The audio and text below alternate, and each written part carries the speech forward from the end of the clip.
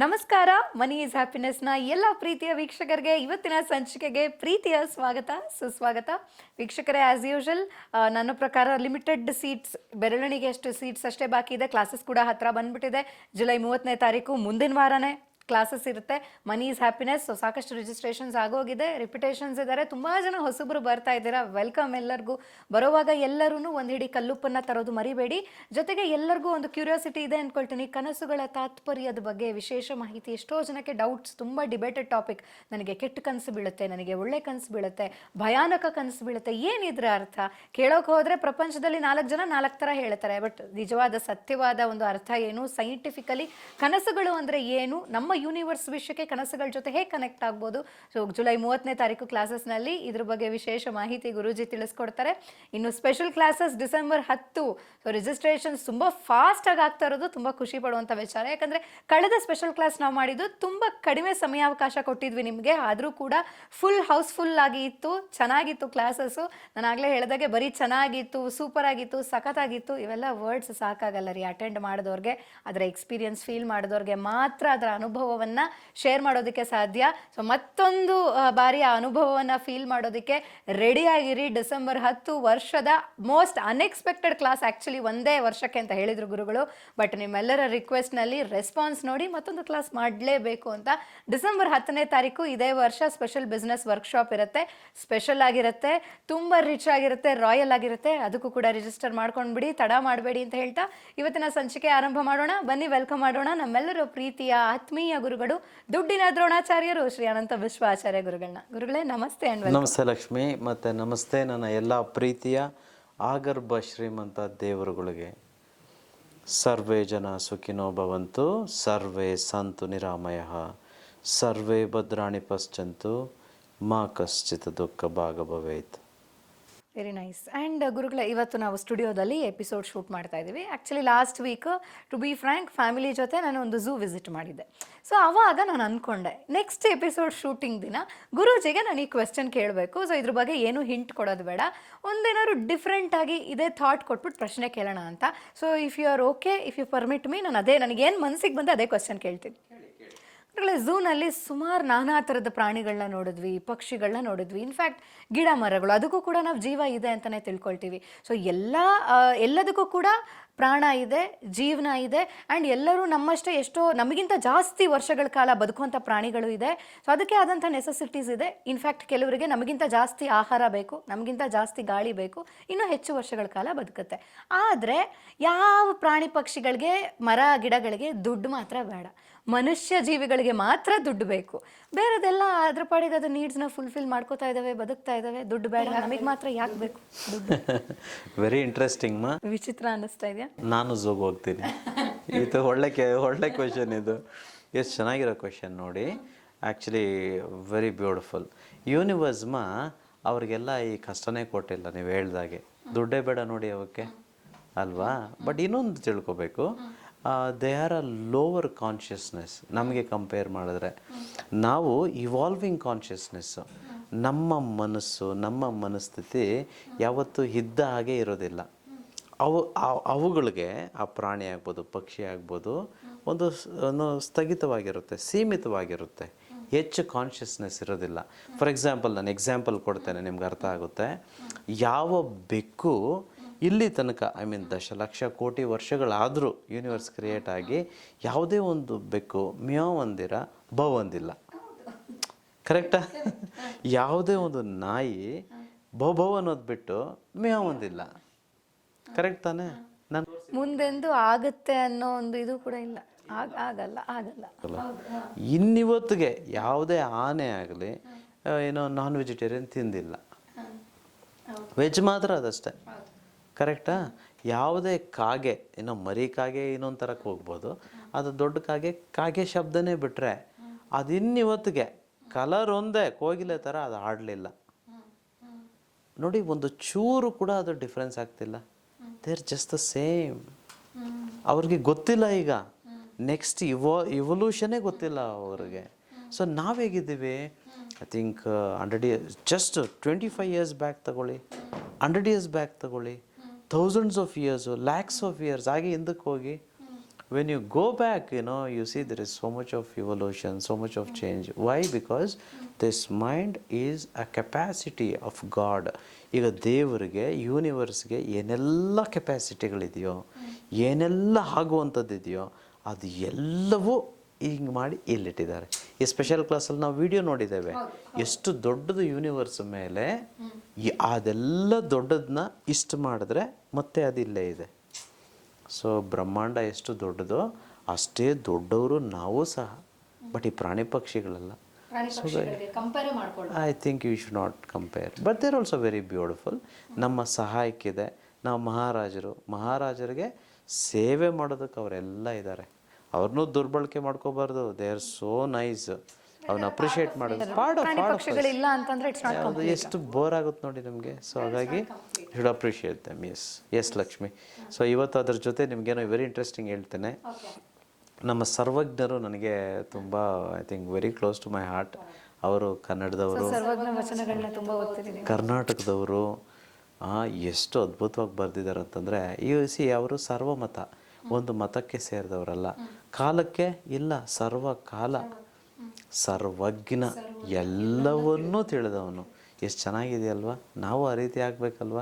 ಇವಾಗ ಸರ್ವಜ್ಞ ಹೆಂಗಾದರೂ ಅವರು ಅಂದ್ಕೊಂಡಿದ್ದಕ್ಕಾದರೂ ತಾನಾಗೆ ಅಂದ್ಕೊಂಡೋದಕ್ಕೆ ವರ್ಕ್ ಮಾಡ್ತಾರೆ, ಏನೆಲ್ಲ ನೋಡ್ತಾರೆ. ಅವ್ರ ಬಗ್ಗೆ ತುಂಬ ಹೇಳಲಿಕ್ಕೆ ಸಿಗಲಿಲ್ಲ. ಬಿಕಾಸ್ ಹಿಸ್ಟ್ರಿಯಲ್ಲಿ ನಾವು ನೋಡಿದ್ರೆ ಎಲ್ಲಿ ಹುಟ್ಟಿದ್ದು ಎಲ್ಲ ಊಹೆ ಮಾಡಿ ಗೆಸ್ ಮಾಡಿ ಬರೆದಿದ್ದಾರೆ. But it's not precise because 400-500 years back. So but anyway ಅವ್ರು ಬರೆದಿರೋ ಕೆಲವು ವಚನಗಳನ್ನು ನಾವು ಇವತ್ತು ಸ್ಮರಿಸೋಣ. ತುಂಬ ಅದ್ಭುತವಾಗಿದೆ. ಹಣಕ್ಕೆ ಸಂಬಂಧಪಟ್ಟ ಹಾಗೆ ತುಂಬ ಕಲಿಯೋದಿದೆ. ದುಡ್ಡಿನ ವಿಚಾರದ ಬಗ್ಗೆ ಸ್ವಲ್ಪ ತಿಳ್ಕೊಳ್ಳೋಣ ಇವತ್ತು. ಓಕೆ. ಸೊ ಮೊದಲನೇದಾಗಿ ಲಕ್ಷ್ಮಿ ಅವ್ರು ಹೇಳ್ತಾರೆ ನೋಡಿ, ಎಷ್ಟು ಚೆನ್ನಾಗಿದೆ. ಓದ್ತೇನೆ ಫಸ್ಟು, ಆಮೇಲೆ ಹೇಳ್ತೇನೆ. ಚಲುವನಾದೊಡೆ ಏನು, ಬಲವಂತನಾದೊಡೆ ಏನು, ಕುಲವೀರನಾಗಿ ಫಲವೇನು, ಮಹಾಲಕ್ಷ್ಮಿ ತೊಲಗಿ ಹೋಗಿರಲು ಸರ್ವಜ್ಞ. ನೋಡಿ ಹೇಗಿದೆ. ನೀವು ಚಲುವನಾದೊಡೆ ಏನು, ಬಲವಂತನಾದೊಡೆ ಏನು, ಕುಲವೀರನಾದೊಡೆ ಏನು, ಮಹಾಲಕ್ಷ್ಮಿ ತೊಲಗಿ ಹೋಗಿರಲು ಸರ್ವಜ್ಞ. ಒಂದು ಸಲ ಮಹಾಲಕ್ಷ್ಮಿ ಇಲ್ಲ ಅಂತಂದರೆ ಲಕ್ಷ್ಮಿ, ನೀವು ಏನೇ ಆಗಿರಪ್ಪ, ಸೂಪರಾಗಿದ್ದೀರ, ತುಂಬ ಚೆನ್ನಾಗಿದ್ದೀರ, ನೋಡೋಕ್ಕೆ ಏನೋ ಹೈಟ್ ಆಗಿದ್ದೀರ, ಪರ್ಸ್ನಾಲಿಟಿ ಸಾಕೋದಾಗಿದೆ, ಆಯಿತಾ, ವೀರ, ನೀವು ಶೂರ, ಎಲ್ಲ ಸರಿನೇ ರೇ, ಬಟ್ ದುಡ್ಡಿಲ್ಲ. You will be so weak. So ಹಾಗಾಗಿ ನೋಡಿ, ಸರ್ವಜ್ಞ ಹೇಳಿರೋದು ನಾವು ಹೇಳಿರೋದಲ್ಲ, ಅನಂತ ವಿಶ್ವ ಆಚಾರ್ಯನೋ ಇಲ್ಲ ಇನ್ನೊಬ್ರು ಯಾರು ಹೇಳಿರೋದಲ್ಲ. ಸರ್ವಕಾಲಕ್ಕೂ ಇದು ಆಗುತ್ತೆ. ತುಂಬ ಜನ ಲಕ್ಷ್ಮಿ ನನ್ನ ಹತ್ರ ಬರ್ತಾರೆ. ಒಬ್ಬರು ಬಂದಿದ್ದರು. ಅವರು ಒನ್ಸ್ ಅಪಾನ್ ಅ ಟೈಮ್ ಅವ್ರ ಊರಲ್ಲಿ ಏನೋ ಮೆಂಬರ್ ಅಂತೆ, ಆಮೇಲೆ ZP ಮೆಂಬರು ಅದೇನೋ ಹೇಳ್ತಿದ್ರು. ತುಂಬ ದೊಡ್ಡ ಸ್ಥಾನದಲ್ಲಿದ್ದರಂತೆ. ಅವಾಗ ಎಲ್ಲರೂ ಬರ್ತಿದ್ರಂತೆ ಮನೆ ಹತ್ರ, ಎಲ್ಲರೂ ಬಂದು ಮಾತಾಡ್ಸೋದು, ತುಂಬ ಫೇಮಸ್ಸು. ಯಾವಾಗ ಇವ್ರ ಹತ್ರ ದುಡ್ಡು ತೊಂದರೆ ಆಯಿತು, ಕಷ್ಟ ಆಯಿತು, ಒಬ್ಬರು ಬರಲ್ವಂತೆ. ಅವ್ರ ಲೀಡರೇ ಆಯಿತಾ, ಏನೇ ಸಮಾರಂಭ ಆಗಲಿ ಇನ್ನೊಂದಕ್ಕಾಗಲಿ ಕರಿತಾನೆ ಇಲ್ವಂತೆ. ನೋಡಿ ಸ್ವಾಮಿ, ನನ್ನ ಹತ್ರ ದುಡ್ಡಿದ್ದಾಗ ಎಲ್ಲ ಬಂದರು, ಈಗ ನನ್ನ ಹತ್ರ ದುಡ್ಡಿಲ್ಲ, ಕ್ಯಾರೆ ಅನ್ನಲ್ಲ ಸ್ವಾಮಿ ಅಂತಾರೆ. ಸೊ ಇದು ಎಷ್ಟು ಆ್ಯಪ್ಟ್ ಇದೆ ನೋಡಿ, ಸರ್ವಕಾಲಕ್ಕೂ. ಏನಿವೆ ಅಷ್ಟೇ. ಇನ್ನೊಂದು ಹೇಳೋಣ, ಇನ್ನೊಂದು ತಿಳ್ಕೊಳ್ಳೋಣವಾ? ಎಷ್ಟು ಚೆನ್ನಾಗಿದೆ ನೋಡಿ. ಸಿರಿ ಅಣ್ಣನು ಉಳ್ಳ ತನಕ ಹಿರಿ ಅಣ್ಣನು ನೆನೆಸಿಯನೋ ಅಪ್ಪ. ಸಿರಿ ಅಣ್ಣನು ಉಳ್ಳ ತನಕ ಹಿರಿ ಅಣ್ಣನು ನೆನೆಸಿಯನೋ ಅಪ್ಪ. ಸಿರಿ ಅಣ್ಣನು ಹೋದ ಮರುದಿನವೇ ಹಿರಿ ಅಣ್ಣ ನರಿಯಣ್ಣನೆಂದ ಸರ್ವಜ್ಞ. ನೋಡಿ ಹೇಗಿದೆ. ಸಿರಿಯಣ್ಣ ಹೋದ ಮರುದಿನವೇ ಹಿರಿಯಣ್ಣ ನರಿಯಣ್ಣನೆಂದ ಸರ್ವಜ್ಞ. ದುಡ್ಡಿರೋ ತನಕ ಮಾತ್ರ ನೀವು ಹಿರಿಯಣ್ಣ, ದೊಡ್ಡವರು, ಹಾಗೆ ಹೀಗೆ ಎಲ್ಲ ಬೆಂದಾಸ್. ಓಕೆ. ನಿಮ್ಮ ಹತ್ರ ದುಡ್ಡು ಹೋಗಿದ ತಕ್ಷಣ ಮರುದಿನವೇ ಏನಂತಾರೆ ನಿಮ್ಮನ್ನ? ನರಿಯಣ್ಣ. ಹಿರಿಯಣ್ಣನೂ ಅಲ್ಲ, ಯಾವನೂ ಅಲ್ಲ. ಎಷ್ಟು ವಾಸ್ತವಕ್ಕೆ ಎಷ್ಟು ಚಂದ ಇದೆ ನೋಡಿ. ಎಷ್ಟೋ ವರ್ಷಗಳಿಂದ, ಸಾವಿರಾರು ವರ್ಷಗಳಿಂದ, ಎಷ್ಟು ವರ್ಷಗಳಿಂದ ಇದೆಲ್ಲ ಹೇಳಿದ್ರು. ಬಟ್ ನಾವ್ ಯಾರು ಇದ್ರ ಬಗ್ಗೆ ತಲೆನೇ ಕೆಡ್ಸ್ಕೊಂಡಲ್ಲ, ಓದೇ ಇಲ್ಲ, ಕೇರ್ ಮಾಡಲ್ಲ, ಬೈಕೊಂಡೇ ಇದು ಇಲ್ಲಿ ತನಕ. ಅದು ಯಾವ ನನ್ನ ಮಕ್ಳು ಹೇಳಿದ್ರು ಗೊತ್ತಿಲ್ಲ ಲಕ್ಷ್ಮಿ. ದುಡ್ಡಿಂದ ಗಡೋಬೇಡ, ದುಡ್ಡು ಕೆಡಿಸ್ಬಿಡುತ್ತೆ, ಅದು ಸರಿ ಇಲ್ಲ. ನೀವು ದುಡ್ಡು ಇಲ್ದ್ರೆ ತೋರಿಸ್ರಪ್ಪ ನಾನು ಹೋಗಲಿ. ತೋರಿಸ್ಬಿಡಿ ನೋಡೋಣ. ಊಟನೇ ಸಿಗಲ್ಲ ನಿಮಗೆ. ನೀವು ಬಟ್ಟೆನೂ ಹಾಕಿರೋಕೆ, ಯಾಕಂದ್ರೆ ಬಟ್ಟೆ ದುಡ್ಡು ಕೊಟ್ಟು ಕೊಂಡ್ಕೋಬೇಕು, ಎಲ್ಲ ಬೆತ್ತಲೇ ಇರಬೇಕಷ್ಟೇ. ಆಮೇಲೆ ಊಟ ಇಲ್ಲ, ಊಟ ತಿನ್ನೋಕ್ಕಾಗಲ್ಲ, ಎಲ್ಲೂ ಓಡಾಡೋಕ್ಕಾಗಲ್ಲ. ಅಲ್ಲ, ಇವಾಗ ಓಡಾಡ್ಬೋದು ಹೆಂಗಸರು, ಬಟ್ ಬೇರೆಯವ್ರು ಯಾರು ಓಡಾಡೋಕ್ಕಾಗಲ್ಲ. ಯಾವುದು ಫ್ರೀ ಇಲ್ವಲ್ಲ. ಸೊ ಹಾಗಾಗಿ ಇದು ಬಿಟ್ಟರೆ ಇನ್ಯಾವುದೂ ಸಿಗಲ್ಲ. ಓಕೆ, ನೀವು ಇನ್ನೊಂದು ತಿಳ್ಕೊಳ್ಳೋಣವಾ? ಓಕೆ, ದನ ಕನಕ ಉಳ್ಳವನ ದಿನಕರನ ಹೋಲಕ್ಕು. ದನ ಕನಕ ಉಳ್ಳವನ ದಿನಕರನ ಹೋಲಕ್ಕು, ದನ ಕನಕ ಹೋದ ಮರುದಿನವೇ ಹಾಳೂರ ಶುನಕನಂತಕ್ಕೂ ಸರ್ವಜ್ಞ. ನೋಡಿ, ದನ ಕನಕ ಇರೋ ತನಕ ಮಾತ್ರ ನೀವು ದಿನಕರ ಅಂತಾರೆ. ಸೂರ್ಯ ನೀನು ಪ್ರಕಾಶಮಾನವಾಗಿದೆಯಾ, ಚಂದ್ರ ನೀನು ಅದು ಇದು ಅಂತ ಮೇಲಕ್ಕೆ ಎತ್ತಾರೆ, ಆ ರೆಸ್ಪೆಕ್ಟ್ ಕೊಡ್ತಾರೆ. ದಣಿ ಅಂತಾರೆ, ಎಲ್ಲ ಏನೇನು ಬೇಕೋ ಎಲ್ಲ ಗುರು ಅಂತಾರೆ, ಏನೇನೋ ಅಂತಾರಪ್ಪ, ಹೊಗಳ್ತಾರೆ. ಯಾವಾಗ ನಿಮ್ಮ ಹತ್ರ ಈ ದನ ಕನಕ ಹೊರಟೋಗುತ್ತೋ ನೀವು ಯಾವುದಕ್ಕೆ ಸಮಾನ ಅಂತಾರೆ? ಹಾಳೂರಲ್ಲಿರುವ ನಾಯಿಗೆ ಸಮ ಅಂತ. ಈಗ ಆಳೂರಲ್ಲಿ ಊಟನೂ ಸಿಗಲ್ಲ, ಗೊತ್ತಿರಲಿ. ಆ ನಾಯಿ ಪಾಪ ಏನು ಮಾಡಬೇಕು ಅಂತ ಗತಿಗೆಟ್ಟು ಹೋಗುತ್ತೆ ಅಂತ ಹೇಳ್ತಿದ್ದಾರೆ. ಗೊತ್ತಾಗ್ತಿದ್ಯಾ? ಹುಷಾರು ಜೋಪಾನ. ದನ ಇರೋರು, ಹಣ ಇರೋರು, ಆಸ್ತಿ ಇರೋರು, ಐಶ್ವರ್ಯ ಇರೋರು ಉಳಿಸ್ಕೊಳ್ಳಿ, ಕಳೆದು ಬಿಡಬಾರ್ದು. ಯಾರಿಗಿಲ್ವೋ ಮಾಡ್ಕೊಳ್ಳಿ. ಮಾಡ್ಕೊಳ್ಳೋ ಮಾರ್ಗ ಅಟ್ಲೀಸ್ಟು ನಾನೇ ಅಂತಲ್ಲ, ಎಲ್ಲರೂ ಹೇಳ್ತಾರೆ. ಬುಕ್ಸ್ ಇದೆ. ಯಾಕೆ ಬುಕ್ಸ್ ಬೇಕು? ಯೂನಿವರ್ಸೇ ನಮ್ಮೊಳಗಡೆ ಇದೆ. ಸುಪ್ತ ಚೇತನ ಮನಸ್ಸು ಕೇಳಿ ನೋಡಿ ಹೇಳ್ತಿದ್ದಾರೆ. ಅಲ್ಲ, ಇದೆಲ್ಲ ಅರ್ಥ ಆಗುತ್ತೆ. ಯಾಕಂದ್ರೆ ನಾಯಿ ಪಾಡೆ, ದುಡ್ಡಿಲ್ಲ ಅಂದ್ರೆ ನಾಯಿ ಪಾಡೆ ಲಕ್ಷ್ಮಿ. ಸೊ ಹಾಗಾಗಿ ನೋಡಿ ಎಷ್ಟು ಚೆನ್ನಾಗಿದೆ. ಅದಕ್ಕೆ ನೋಡಿ, ನಾಯಿ ಪಾಡದಾಗ ನಂಗೆ ನೆನಪು ಬರುತ್ತೆ. ವಿಜಯ್ ಮಲ್ಯ ಈಗೆಲ್ಲ ಮಾಡಿದ್ದಕ್ಕೆ ದನ ಕನಕ ಏನು ಇದ್ದಾಗ ಹೇಗೋ ಇದ್ದರು, RCB ತೊಗೊಂಡಿದ್ರು ಫ್ರಾಂಚೈಸಿನ, ಸ್ಟೇಡಿಯಮಲ್ಲಿ ಬರ್ತಿದ್ರು, ಈಸಿನೋ ಫೋರ್ಬ್ಸ್ ಲಿಸ್ಟಲ್ಲಿ ರಿಚೆಸ್ಟ್ ಪರ್ಸನ್ ಆಗಿದ್ದರು. ಎಲ್ಲರೂ ಇದ್ದಾರೆ. ಹಾಳೂರು ಕರೆಕ್ಟೇ ಬಿಡಿ, ನಮ್ಮೂರು ಮಾತ್ರ ಸೂಪರ್ ಊರು. ಅವರೆಲ್ಲಿದ್ದಾರೆ? ಊರಲ್ಲೇ ಇಲ್ಲ ನೋಡಿ. ಗೊತ್ತಾಗ್ತಿದೆಯಾ? ಎಲ್ಲೋಗಿದ್ದಾರೆ? ಅನಿಲ್ ಅಂಬಾನಿ ಎಲ್ಲ ಇದ್ದಾಗ ಒಂದು ಬೇರೆ, ಈಗ ಅಂಬಾನಿ ಮಗನ ಆದರೂ ಸಹ ಜೋಪಾನ. ನೆಕ್ಸ್ಟ್ ಇನ್ನೊಂದು ಎರಡಷ್ಟೇ. ಮಡದಿ ಮಕ್ಕಳ ಮಮತೆ ಒಡಲೊಡವೆ ಇರುವ ತನಕ.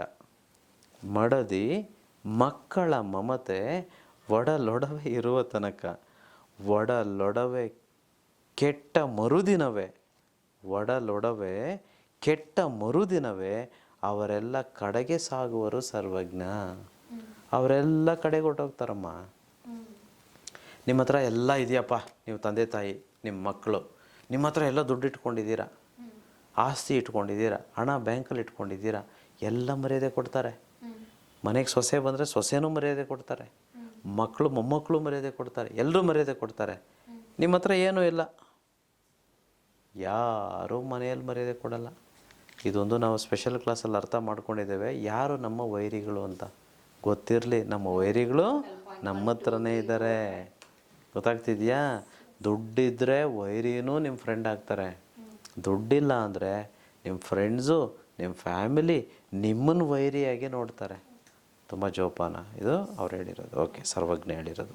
ನೆಕ್ಸ್ಟ್ ಲಾಸ್ಟ್ ಇದು. ಓಕೆ, ತುಂಬ ಇದೆ ನನ್ನ ಹತ್ರ, ಇದು ಲಾಸ್ಟ್ ಒನ್. ಸಾಲವನ್ನು ತರುವಾಗ ಹಾಲು ಬೋನುಂಡಂತೆ, ಸಾಲವನ್ನು ತರುವಾಗ ಹಾಲು ಬೋನುಂಡಂತೆ, ಸಾಲಿಗನು ಬಂದು ಕೇಳಿದರೆ ಕುಂಡಿಗೆ ಚೇಳು ಕಡಿದಂತೆ ಸರ್ವಜ್ಞ.